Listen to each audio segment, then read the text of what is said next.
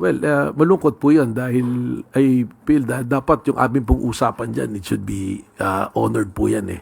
Dahil ako naman po naniniwala na ang ating mga senador, mga kagalang-galang po nating senador, eh sila po humingi ng ganon at ang pagkakalam naman natin, puproteksyonan nila hindi lamang po si Senator Bato, kundi yung pong ating mismo mga batas at konstitusyon na umiiral.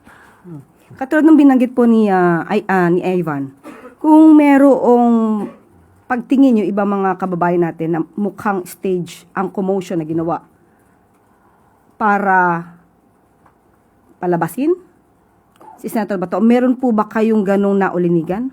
Well, I will be very honest, you say clear, no? That's the sentiment of our NBI agents. Kasi nandoon kami, of course, hindi na rin lang para sa seguridad ng GSIS, kundi yung amin na ring mandato na siguraduhin na isang tao na may mandato de aresto ay malaman namin kung saan pupunta. Lalong-lalo na, nakita naman natin, 6 na buwan din nagtago mula nung nabalitang may warrant. So, isa na po sa aming tinitingnan yon.